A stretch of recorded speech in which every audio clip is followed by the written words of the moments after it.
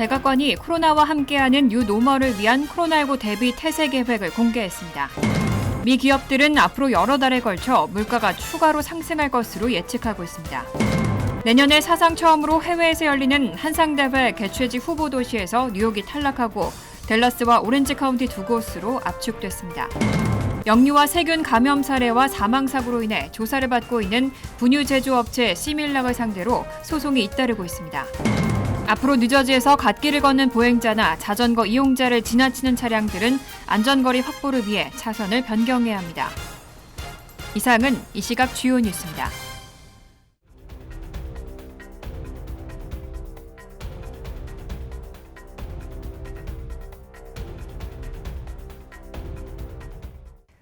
시청자 여러분 안녕하십니까? KBN 뉴스입니다.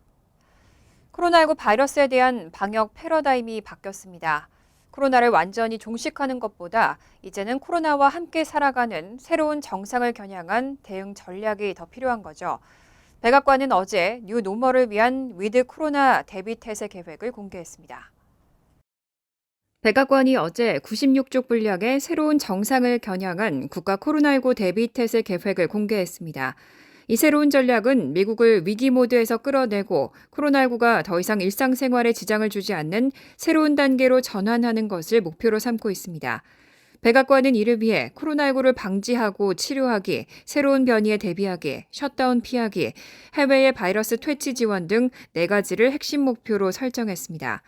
이 전략에서 대통령은 그저 코로나19와 함께 살기를 받아들이지는 않을 것이라고 밝히면서 바이러스의 확산을 막고 감염된 사람들이 받는 파급 효과를 완화하며 중증 코로나19 질환과 사망을 극적으로 줄이기 위해 새로운 치료법을 보급하는 작업을 계속할 것이라고 밝혔습니다.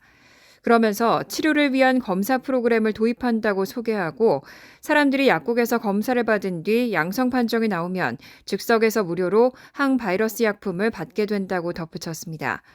화이자가 개발한 이 약은 팍스로비드로 여전히 물량이 부족한 상황이지만 바이든 대통령은 화이자가 이달에 알약 100만 개, 다음 달에 그보다 2배 이상을 제공하기 위해 초과 근무를 하고 있다고 전했습니다.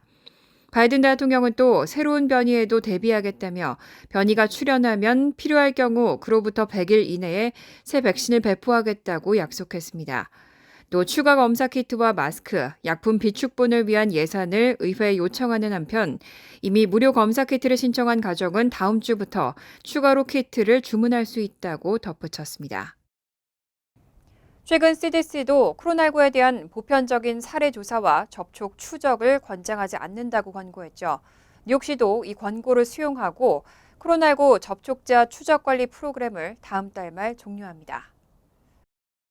뉴욕시가 코로나19에 대한 보편적인 사례 조사 및 접촉 추적을 권장하지 않는다는 연방질병통제예방센터의 권고를 수용하기로 결정했습니다. 뉴욕시에서는 코로나19 접촉자 추적 프로그램을 위해 지난 2020년 6월부터 올해 1월 25일까지를 기준으로 약 2,000명의 역학조사원들이 활동을 이어왔습니다. 이들은 그동안 코로나19 확진자와 접촉한 잠재적 확진자들을 관리하고 조사하거나 확진자 격리에 필요한 무료 숙소와 음식, 기타 물품 등을 지역사회 단체를 통해 제공하는 업무 등을 해왔습니다. 이를 통해 팬데믹 기간 동안 약 3만 3천 개의 무료 호텔 숙박과 2만 개 이상의 음식을 제공한 것으로 나타났습니다. 하지만 CDC의 새로운 방역 지침 권고를 수용하면서 코로나19 접촉자 추적 관리 프로그램은 다음 달 말 종료될 것으로 알려졌습니다. 제롬 파월 연방준비제도 의장이 이번 달 열리는 연방공개시장위원회에서 기준금리 0.25%포인트 인상을 제한하겠다고 밝혔습니다. 우크라이나 침공 등 이미 불확실성이 큰 상황에 0.25% 인상이 적절할 것이라고 설명했습니다. 제롬 파월 연방준비제도 의장은 어제 하원금융위원회 청문회에서 우크라이나 침공과 진행 중인 전쟁, 제재와 향후 사건이 미국 경제에 미칠 단기적 영향은 여전히 매우 불확실하다고 밝혔습니다. 이어 이미 매우 도전적이고 불확실한 순간에 불확실성을 더하는 것을 피할 것이라며 3월 연방공개시장위원회에서 0.25%포인트 금리 인상이 적절할 것으로 본다고 덧붙였습니다. 파월 의장은 올해 1년의 인상이 단행될 것으로 예상하면서 관리들이 계획해온 대로 앞으로 몇 달 내 대차 대조표 축소 계획에 동의할 것이라고 봤습니다. 다만 현재의 지정학적 혼란이 미국 경제에 어떤 영향을 미칠지 파악하기에는 이르다면서 유연성이 매우 중요하다고 강조하고 현재 상황을 고려할 때 신중하게 움직여야 한다고 말했습니다. 미국의 1월 소비자 물가지수는 전년과 비교해 7.5% 상승해 40년 만에 최고치를 경신했습니다. 연준은 평균 2%를 목표로 하고 있지만 파월 의장은 제한된 공급과 강한 소비자 수요가 충돌해 인플레이션이 급등했다고 평가했습니다. 또 연준이 기준금리를 인상하고 공급 제약이 해소되고 코로나19 관련 지출도 줄어들면서 올해는 인플레이션이 진정될 것으로 예상한다고 말했습니다. 하지만 만약 물가 상승세가 진정되지 않으면 더 공격적으로 움직일 준비도 돼 있다고 강조했습니다. 1월 소비자 물가지수는 지난해 같은 달보다 무려 7.5% 급등했습니다. 그런데 미국의 기업들은 당분간 물가가 더 오를 것으로 예상하고 있습니다. 연방준비제도는 어제 공개한 경기동향 보고서 베이지북을 통해 소비자들에게 부과되는 가격이 미 전역에서 왕성한 속도로 상승했다며 기업들은 앞으로 여러 달에 걸쳐 추가 가격 상승이 나타날 것으로 예상했다고 밝혔습니다. 또 기업들이 이러한 생산비용 상승분을 계속 소비자들에게 전가하고 있다고 전했습니다.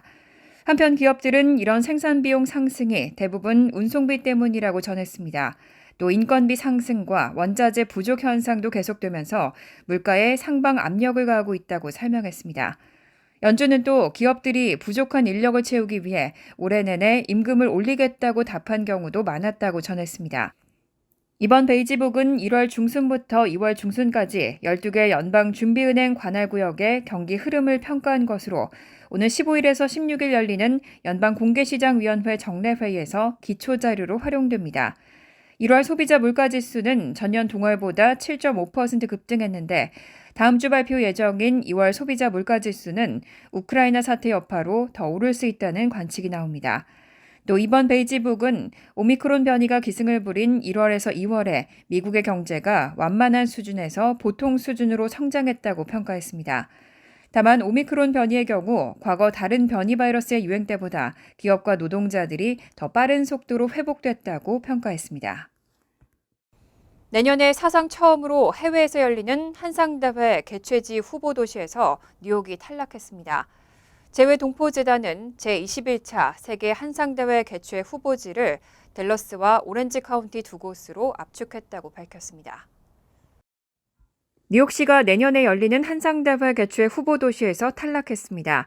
그동안 뉴욕과 댈러스, 애틀랜타, 오렌지 카운티 총 4개 지역 상공회의소가 유치를 신청했고 재단은 지난달 현지를 방문해 실사를 진행했습니다. 재단은 이날 1차 내부 평가위원회를 열고 4개 후보지 중 결선 후보지로 댈러스와 오렌지 카운티를 선정했습니다. 평가위원회에서는 세계 한상대회 첫 해외 개최인 만큼 해당 도시의 컨벤션 센터, 호텔 등 시설 인프라, 동포사회와 현지 주류사회의 협력 가능성, 신청 단체의 대회 개최 의지 등을 종합적으로 고려했다고 밝혔습니다. 최종 결과는 4월 6일에서 7일 국회 세계 한인 경제 포럼과 연계해 서울 여의도에서 열리는 제40차 세계 한상대회 운영위원회에서 결정됩니다. 재단은 2002년부터 국내 중소기업의 해외 진출과 전 세계 한상 네트워크 구축을 목적으로 세계 한상대회를 개최해왔습니다. 유명 아기 분유 시밀락 제조사가 영유아 세균 감염 사례와 사망 사고로 인해 연방당국의 조사를 받고 있습니다. 가장 유명한 분유 제조업체 가운데 하나인 만큼 수육에 자녀를 둔 부모들의 원성이 잇따르고 있습니다. 집단 손해배상 청구 소송도 제기됐습니다. 경제매체 시카고 비즈니스 등 언론에 따르면 식품의약청이 시밀락 분유 일부 제품에 대해 리콜 조치를 내린 후 수육이 자녀를 둔 부모들이 제조사 에보트를 상대로 집단 손해배상 청구 소송을 잇따라 제기하고 있습니다. 지난달 25일부터 지난 1일 사이 에보트 본사 소재지인 일리노이 북부 연방법원에 제출된 소장만 최소 6건이고 플로리다 연방법원과 사우스캐롤라이나 연방법원에도 별도 집단 소송이 제기됐습니다. 에버트는 지난달 17일과 28일 두 차례에 걸쳐 미국과 캐나다, 그 외 30여 개국에서 판매된 시밀락 일부 제품을 리콜하면서 해당 분유를 섭취한 아기가 크로노박터 양성 판정을 받고 사망했다는 보고가 있어 제품 회수에 나섰다고 밝힌 바 있습니다. 리콜 대상에는 시밀락 일반 분유와 시밀락 PM60, 40, 엘리멘텀, 엘러케어 등이 포함됐습니다. FDA는 해당 제품이 세균에 오염됐을 가능성이 있다며 아기에게 주거나 구입하지 말라고 경고하면서 액상 제품은 안전하지만 분유는 대부분 같은 설비에서 제조되기 때문에 해당 제품을 보유하고 있다면 모두 폐기해야 한다고 당부했습니다. 문제가 된 분유를 먹은 아기는 설사, 발열, 장 손상 등의 부작용을 보인 것으로 알려졌습니다. FDA는 FDA와 연방질병통제예방센터에 접수된 감염 사례만 5건이라며 크로노박터 감염 4건, 살모넬라, 뉴포트 감염 1건 등이라고 전했습니다. 5명의 아기는 모두 입원 치료를 받았지만 이 가운데 크로노박터에 감염된 2명은 결국 숨졌습니다. 앞으로 뉴저지에서 갓길을 걷는 보행자나 자전거 이용자를 지나치는 차량들은 안전거리 확보를 위해 차선을 변경해야 합니다. 차선 변경이 불가능한 경우에는 시속 25마일 이하로 서행해야 하고 위반 시 벌금이 부과됩니다. 뉴저지주에서는 필 머피 뉴저지 주지사가 지난해 8월 서명해 계도 기간을 거친 안전한 통행법이 지난 1일부터 정식 시행에 들어갔습니다. 이 안전한 통행법은 갓길 등 도로 옆을 걷는 보행자나 자전거 이용자를 보호하는 내용을 담고 있습니다. 이 법에 따르면 차량 운전자는 인도가 없는 길가를 따라 걷는 보행자나 자전거, 스쿠터 등이 있을 경우 안전거리 확보를 위해 한 차선 안쪽으로 옮겨 지나가야 합니다. 경찰 차량이나 비상구호 차량 등이 서 있을 경우 차선을 변경해야 하는 무브 오버법과 유사한 내용입니다. 만약 차선 변경이 불가능할 경우 차량과 사람, 자전거 등 사이에 최소 4피트 공간을 유지하고 지나가야 하고 이마저도 어렵다면 운전자는 시속 25마일 이하로 서행해야 합니다. 위반 시 적발되면 운전자에게 벌금 $100가 부과됩니다. 아울러 법 위반으로 인해 보행자나 자전거 이용자 등이 다치면 운전자에게는 $500의 벌금과 벌점 2점 처벌이 내려집니다. 주 경찰 통계에 따르면 올 들어 발생한 교통사고 사망자 216명 중 약 30%를 차지하는 62명은 보행자 및 자전거 이용자였습니다. 이 법을 상정한 패트릭 디그난 주 상원의원은 뉴저지에서는 인도가 없는 경우가 많은 사람들이 도로를 따라 걷거나 자전거를 타고 이동하지만 상당수 운전자들은 시속 40마일이 넘는 속도로 그들을 지나간다며 보행자 안전 강화를 위해 계속 노력해야 한다고 강조했습니다. 뉴욕주 내 식당과 술집 등 요식업소들에서 주류 투고 서비스를 영구적으로 허용하는 법안이 추진되고 있습니다. 요식업소들은 환영하고 있지만 반대 목소리도 만만치 않습니다. 캐시 호컬 뉴욕 주지사가 뉴욕주 내 식당과 술집 등 요식업소들의 주류 투고 서비스를 영구적으로 허용하는 내용을 담은 주류 판매 활성화 패키지 법안을 발표했습니다. 이번 패키지 법안에는 이외에도 주류 면허 신속 발급 방안, 주류 판매세 감면, 뉴욕주 주류국 서비스 투명화 방안 등이 담겼습니다. 앞서 호컬 주지사는 지난 1월 신년연설에서 코로나19 사태로 직격탄을 맞은 요식업소들의 활성화를 위해 주류 투고 서비스를 영구적으로 합법화하겠다고 밝힌 바 있습니다. 호컬 주지사는 주정부가 추진하는 일 중 가장 많은 관심을 받고 있는 사안 중에 하나가 주류 투고 서비스의 영구화로 알고 있다며 주류 투고 서비스 영구화 시행을 위한 세부 사항 등은 향후 공청회를 통해 법안 조항 논의를 거칠 계획이라고 밝혔습니다. 하지만 이에 대해 리퀘어 스토어 업주들은 반발하고 나섰습니다.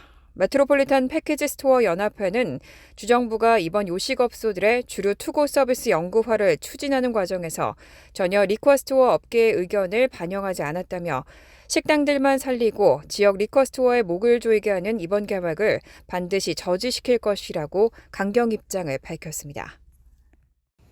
에릭 애덤스 뉴욕시장은 올여름에 청년 일자리 10만 개를 만들겠다는 포부를 밝혀왔는데요. 이 중 9만 개의 일자리를 제공할 서머 유스 취업 프로그램 접수가 시작됐습니다. 어제 뉴욕시는 14세에서 24세 청년들에게 직업 탐색의 기회를 제공하고 돈을 받으면서 직장 경험도 할 수 있는 서머 유스 취업 프로그램 접수를 시작한다고 밝혔습니다. 14세에서 15세 청소년들에겐 프로젝트 기반의 유급 일자리가 제공되는데 프로그램을 통해 다양한 직업을 탐색하고 지역사회를 바꾸는 방법에 대해서도 배울 수 있습니다. 16세에서 24세의 경우 뉴욕시 전역의 다양한 산업 분야에서 유급으로 일할 수 있는 기회를 얻게 됩니다. 뉴욕시 5개 보로 내에 거주하고 있는 14세에서 24세라면 누구나 SYEP 웹사이트를 통해 신청할 수 있습니다. 다만 미국에서 합법적으로 일할 수 있는 신분 자격은 필요합니다. 신청서 제출 마감은 오는 4월 22일이고 여름 청년 인턴을 고용하고 싶은 회사 역시 뉴욕시 홈페이지에서 신청할 수 있습니다. 간단한 회사 정보를 입력하면 담당 직원이 연락해 다음 단계를 논의하게 됩니다. 뉴욕시는 대상자를 추첨 기반으로 선정하고 있고 추가 질문은 전화 800-246-4646으로 문의할 수 있습니다. 한편 앞서 에릭 애덤스 시장은 2022-2023 회계연도 예산안에서 7,900만 달러를 청년 일자리 지원에 투입하고 올여름 청년층을 위한 일자리 10만 개를 만들겠다고 밝힌 바 있습니다.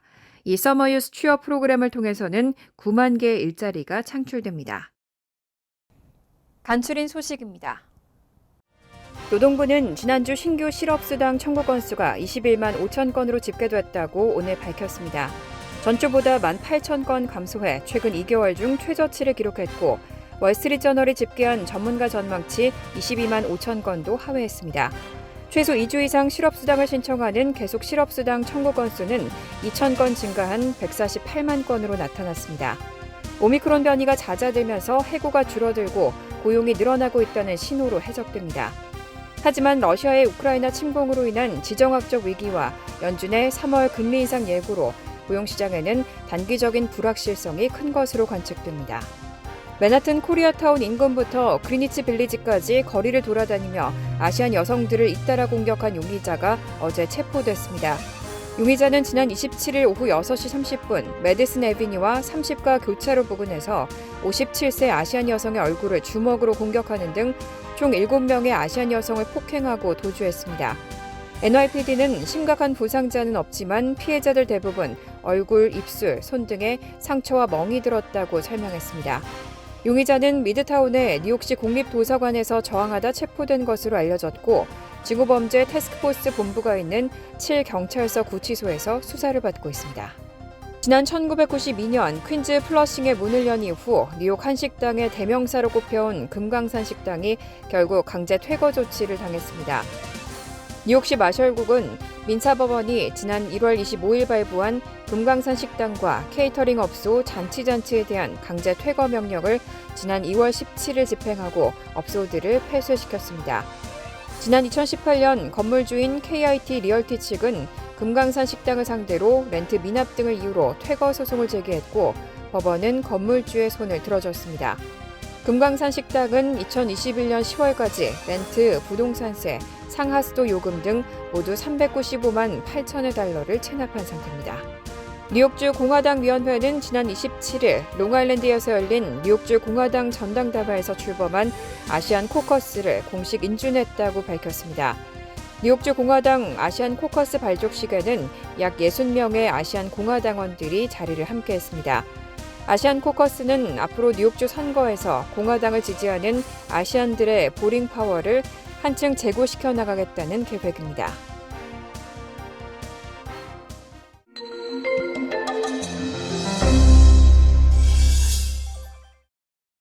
20일 희망재단이 지난 28일 뉴저지 잉그루드타운 청사에서 가정 형편이 어려우면서도 학업 성적과 봉사활동이 뛰어난 지역 내 타민족 학생 4명에게 각각 2,500달러씩 총 10,000달러의 장학금을 수여했습니다.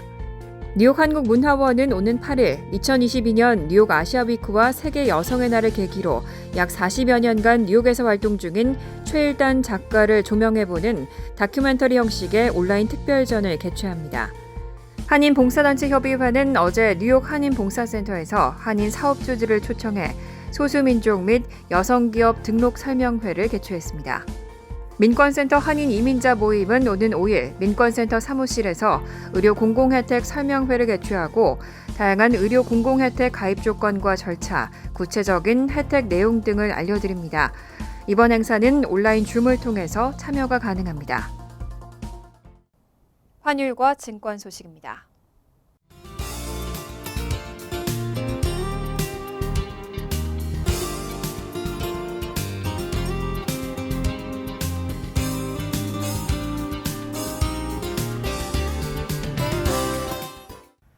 이어서 날씨입니다.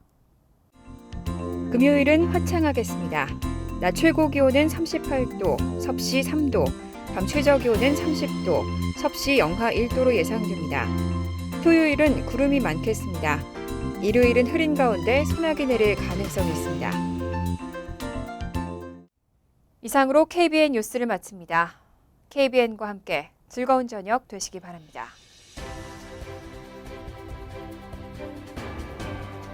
미 동부 최대 한인방송 KBN이 제작하는 KBN 뉴스는 웹사이트 mykbn.com 그리고 유튜브와 페이스북에서 다시 보실 수 있습니다. 좋아요, 구독, 알림 설정은 뉴스 제작에 큰 도움이 됩니다.